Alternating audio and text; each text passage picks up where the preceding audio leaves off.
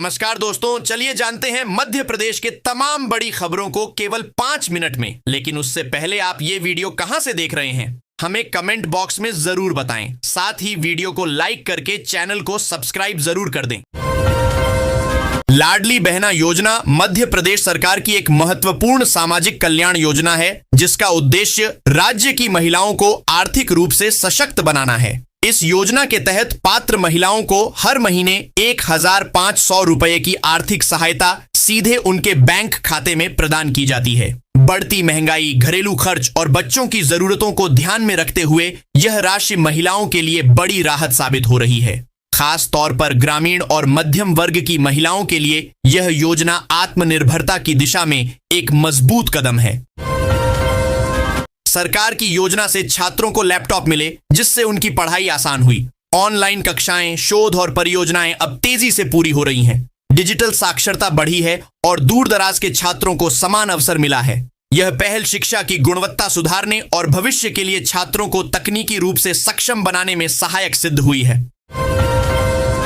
मध्य प्रदेश की राजधानी भोपाल में मतदाता सूची के पुनरीक्षण SIR अभियान के दौरान डेटा में ऐसी विसंगतियां सामने आई हैं, जिन्होंने निर्वाचन आयोग और जिला प्रशासन के होश उड़ा दिए हैं। जिले में करीब 7 लाख मतदाताओं के डिजिटल रिकॉर्ड में तार्किक त्रुटियां, लॉजिकल एरर्स पाई गई हैं। इनमें सबसे चौंकाने वाले मामले वे हैं जहां तकनीकी गड्ढबद्दी के कारण माता पिता की उम्र उनकी संतान से भी कम दर्ज हो गई है। डेली कायनलेज में गर्भ संस्कार को लेकर आयोजित कार्यक्रम में मुख्यमंत्री मोहन यादव ने अस्पतालों में गर्भ संस्कार केंद्र खोले जाने की घोषणा की। उन्होंने कहा कि वर्तमान के दौर में गर्भ संस्कार से जुड़ी बातें जरूरी है। पीढ़ी की अमरता की निशानी संस्कार है। मुख्यमंत्री डॉक्टर मोहन यादव ने केंद्रीय बजट 2026 से 27 को विकसित भारत 2047 की दिशा में मजबूत कदम बताया है। उन्होंने कहा कि यह बजट गरीब, युवा, किसान और महिलाओं के कल्याण के साथ देश और प्रदेश के विकास को नई गति देगा। वित्त मंत्री निर्मला सीतारमण ने आज रविवार 1 फरवरी को अपना 9वां बजट पेश किया। वित्त मंत्री ने बजट पेश करते हुए यह साफ कर दिया कि सरकार की प्राथमिकता तात्कालिक लोकप्रिय फैसलों से ज्यादा लॉन्ग टर्म ग्रोथ और स्ट्रक्चरल मजबूती है। आने वाले वर्षों में भी स्थिरता के साथ तेज विकास का रास्ता नहीं छोड़ा जाएगा। मध्य प्रदेश में माध्यमिक शिक्षा मंडल द्वारा आयोजित बोर्ड परीक्षा का काउंटडाउन शुरू हो गया है। स्टूडेंट के पास तैयारी के लिए अब केवल 9 दिन बाकी हैं। 10वें दिन आप परीक्षा केंद्र में होंगे। ऐसे में किसी को फॉर्मूले भूलने का डर है तो कोई टाइम टेबल मैनेजमेंट से परेशान है। ऐसे में एक्सपर्ट ने स्टूडेंट्स को सलाह दी है कि अब टेंशन लेने का समय नहीं है। आप अब तक जो भी पढ़ चुके हैं उसका रिवीजन करें, ताकि परीक्षा के 3 घंटे में उत्तर पुस्तिका पर उसे बेहतर तरीके से उतार सकें। चांदी की चमक इन दिनों मध्यम वर्ग और निवेशकों की आंखों में चुभने लगी है। कहने को तो चांदी ने गुरुवार को 4,05,000 रुपए प्रति किलो का नया इतिहास रचा, लेकिन हकीकत यह है कि यह सफेद सोना आम आदमी के लिए गले की फांस बन गया है। जब ग्राहक अपने पुराने गहने बेचने सराफा बाजार पहुंच रहे हैं तो कारोबारी या तो साफ मना कर रहे हैं या फिर अपनी मनमानी शर्तों पर औने पौने दाम लगा रहे हैं। पत्रिका की पड़ताल में सामने आया कि खरीद के समय भारी भरकम मुनाफा कमाने वाले सराफा कारोबारी अब अस्थिरता का बहाना बनाकर ग्राहकों से कन्नी काट रहे हैं। मध्य प्रदेश में मौसम में बदलाव देखने को मिल रहा है। प्रदेश के कुछ इलाकों में जहां ठंड का दौर जारी है, तो वहीं अधिकतर क्षेत्रों में मध्यम से लेकर घना कोहरा तक छाया हुआ है। इसी बीच मौसम विभाग ने प्रदेश के उत्तरी हिस्से में स्थित 15 जिलों के लिए आज आंधी और बारिश का अलर्ट जारी किया है। वहीं मुरैना और श्योपुर जिले में ओलावृष्टि होने की भी संभावना है, जबकि प्रदेश में अगले 4 दिन मावठ गिरने की संभावना जताई गई है। मध्य प्रदेश हाई कोर्ट ने सरकारी कर्मचारियों के सेवा संबंधी विवादों, सर्विस मैटर्स को लेकर राज्य सरकार को एक बेहद अहम और कड़ी ढींचा सुझाव दिया है। कोर्ट ने स्पष्ट रूप से कहा है कि ट्रांसफर, प्रमोशन, इंक्रीमेंट और वरिष्ठता जैसे छोटे छोटे मामलों के लिए कर्मचारियों को अदालत आने की मजबूरी नहीं होनी चाहिए। जस्टिस विनय सराफ की एकल पीठ ने सरकार को in house dispute resolution system, विवाद समाधान प्रणाली विकसित करने के निर्देश दिए हैं। लोकसभा में वित्त मंत्री निर्मला सीतारमण, FM निर्तमाला सीतारमण ने केंद्रीय बजट 2026 से 27 पेश यूनियन बजट 2026 किया। यह उनका लगातार 9वां बजट रहा। बजट को लेकर आम जनता, उद्योग जगत और निवेशकों में काफी उत्सुकता देखी गई। लोगों को उम्मीद थी कि टैक्स प्रणाली को और सरल बनाया जाएगा और महंगाई से राहत के उपाय किए जाएंगे। आइए जानते हैं कि मध्य प्रदेश और छत्तीसगढ़ को बजट में क्या क्या मिला है। ब्रिलियंट कन्वेंशन सेंटर में आयोजित यूरोलॉजी कॉन्फ्रेंस के दौरान एक गंभीर घटना घटित होने से बच गई। मैंगलोर से आई 40 वर्षीय डॉक्टर श्रीन भूटिया को भाषण देते समय अचानक कार्डियक अरेस्ट आया। वे मंच पर बोलते बोलते बेहोश होकर गिर पड़ी। उस समय हाल में लगभग 200 विशेषज्ञ डॉक्टर उपस्थित थे। इंदौर जिले में चलाए जा रहे जल गुणवत्ता अभियान के दौरान स्वास्थ्य को लेकर एक चिंताजनक रिपोर्ट सामने आई है। जिले के विभिन्न क्षेत्रों में पेयजल स्रोतों की जांच के दौरान 51 नलकूपों का पानी इंसानी खपत के लिए अनुपयुक्त पाया गया है। इन नलकूपों का पानी न केवल लवण युक्त है, बल्कि इसका स्वाद भी मानक स्तर से भिन्न पाया गया है, जो स्वास्थ्य के लिए हानिकारक हो सकता है। इंदौर जिले में अवैध कॉलोनी निर्माण करने वालों और सरकारी जमीन पर कुदृष्टि रखने वाले अतिक्रमणकारियों के विरुद्ध जिला प्रशासन ने अब आर पार की जंग छेड़ दी है। कलेक्टर शिवम वर्मा ने सभी राजस्व अधिकारियों को स्पष्ट निर्देश जारी किए हैं कि वे अपने अपने क्षेत्रों में सघन जांच अभियान चलाएं और दोषियों के विरुद्ध कठोर वैधानिक कार्रवाई सुनिश्चित करें। इंदौर शहर के ऐतिहासिक राजवाड़ा क्षेत्र में लगने वाले जाम से राहत दिलाने के लिए ई रिक्शा के प्रवेश पर प्रतिबंध के बाद अब कृष्णपुरा छत्री से राजवाड़ा तक कार व बसों के प्रवेश पर भी रोक लगाने पर विचार किया जा रहा है। जिला सड़क सुरक्षा समिति की बैठक में यातायात पुलिस ने यह सुझाव रखा है। इस पर आने वाले समय में अमल करने की बात कही गई है। आयुष्मान भारत योजना के तहत national accreditation board for hospitals (NABH) मान्यता प्राप्त अस्पतालों की संख्या के मामले में मध्य प्रदेश देश में तीसरे स्थान पर है।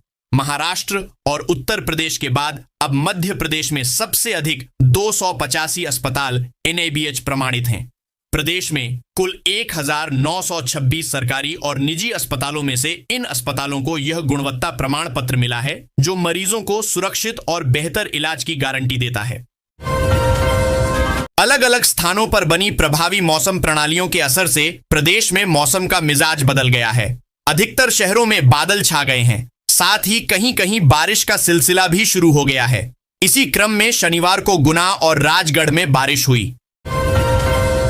राजधानी के अयोध्या बाईपास को 10 लेन बनाने की परियोजना के लिए आनंद नगर क्षेत्र में 40 से 50 वर्षों से काबिज 208 दुकानदारों को हटाया जा रहा है। इन व्यापारियों को मुआवजे के नाम पर 20 से 50 हजार रुपए ही दिए जा रहे हैं। नोटिस मिलने के बाद शनिवार को व्यापारियों का गुस्सा फूट पड़ा।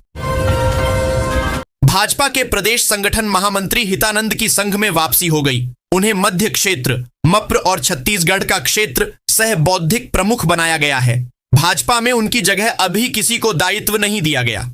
वह वर्ष सितंबर 2020 में सह संगठन महामंत्री के रूप में प्रदेश भाजपा में आए थे।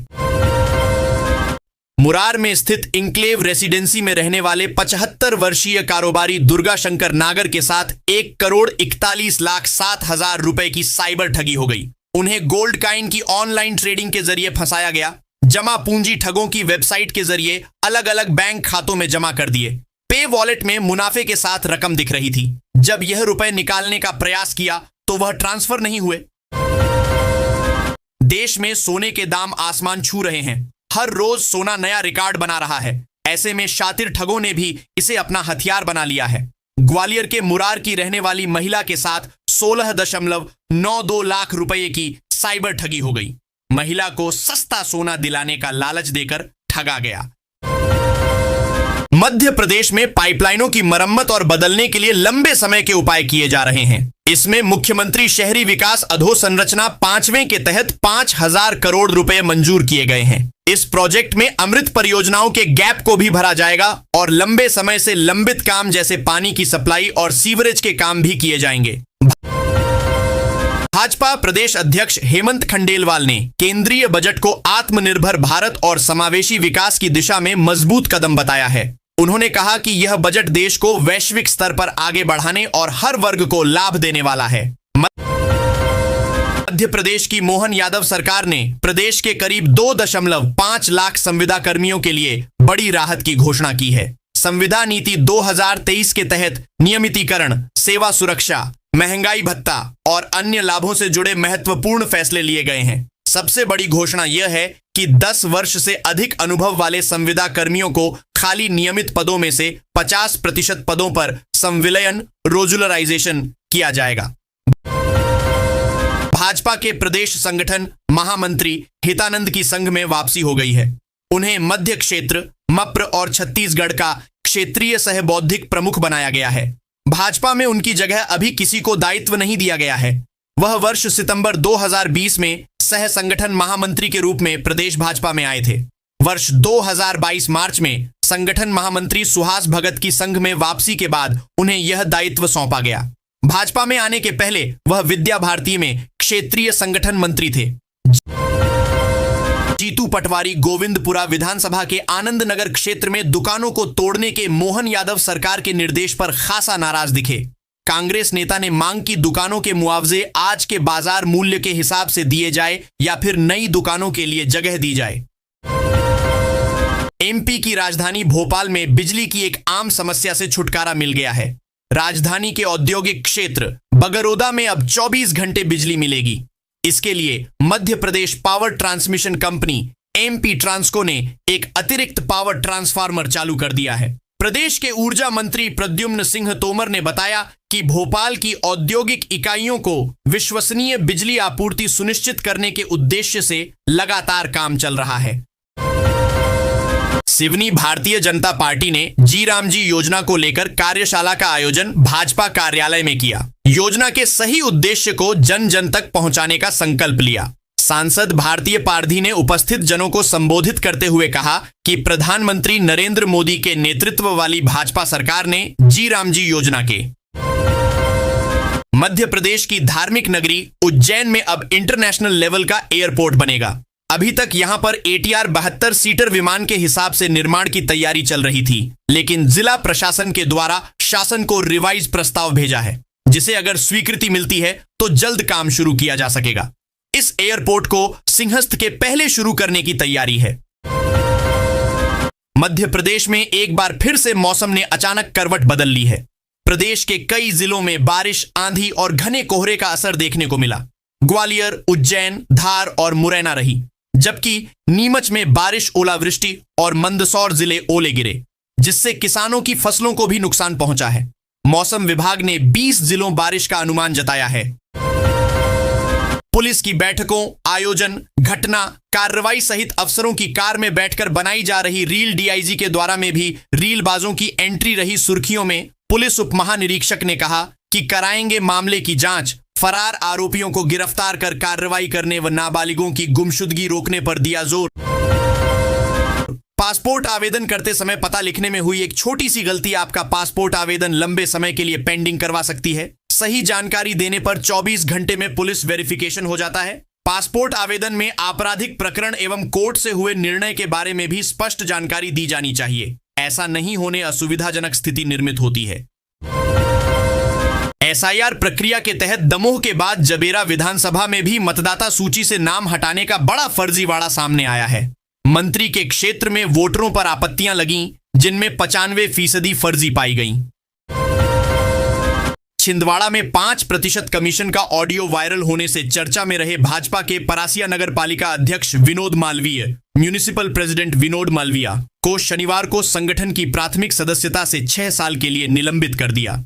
भाजपा जिला अध्यक्ष शेषराव यादव ने मालवीय के निलंबन का आदेश जारी किया। मुख्यमंत्री डॉक्टर मोहन यादव ने शनिवार को गुड़ के बाबा भैरवनाथ लोक और 17.13 करोड़ लागत के विकास कार्यों का लोकार्पण किया। इस मौके पर उन्होंने अनेक घोषणाएं भी की। सीएम मोहन यादव ने भैरवनाथ मंदिर प्रांगण में पुलिस चौकी बनाने, भैरवनाथ सरोवर, तीर्थयात्री विश्राम गृह और नई गौशाला बनाने की घोषणा की। उन्होंने गुड़ में 101 में नया औद्योगिक क्षेत्र बनाने का भी ऐलान किया। मुख्यमंत्री डॉक्टर मोहन यादव ने कहा कि विंध्य की धरती पर उद्योग लगाने के लिए देश भर के निवेशक आ रहे हैं। सहारा इंडिया के करोड़ों निवेशकों के लिए राहत भरी खबर आई है। जिन लोगों का रिफंड आवेदन पहली बार में खारिज हो गया था, उन्हें अब दोबारा आवेदन करने का मौका दिया जा रहा है। केंद्रीय सहकारिता मंत्रालय की ओर से संचालित सहारा इंडिया रिफंड पोर्टल पर रीसबमिशन की सुविधा शुरू कर दी गई है। यह कदम उन हजारों निवेशकों के लिए बड़ी राहत लेकर आया है जिनके फॉर्म में तकनीकी गड़बड़ी, दस्तावेजों की कमी या गलत जानकारी के चलते आवेदन रद्द कर दिए गए थे। अब निवेशक अपनी गलतियों को सुधारकर फिर से रजिस्ट्रेशन कर सकते हैं और अपनी जमा राशि वापस पाने की उम्मीद जगा सकते हैं। उज्जैन स्थित महाकालेश्वर मंदिर की दर्शन व्यवस्था, विशेषकर गर्भगृह में प्रवेश को लेकर लंबे समय से विवाद का विषय बनी हुई है। आम श्रद्धालुओं को गर्भगृह में प्रवेश की अनुमति नहीं है, जबकि कुछ राजनेताओं और प्रभावशाली व्यक्तियों को वीआईपी श्रेणी में वहां पूजा अर्चना की अनुमति दी जाती रही है। सरकारी नौकरी की तैयारी कर रहे युवाओं के लिए भारतीय डाक विभाग इंडिया पोस्ट जीडीएस रिक्रूटमेंट 2026 ने बड़ा अवसर दिया है। विभाग ने देश भर के 23 सर्किलों में ब्रांच पोस्ट मास्टर और असिस्टेंट ब्रांच पोस्ट मास्टर के 28,000 से अधिक पदों पर भर्ती प्रक्रिया शुरू कर दी है।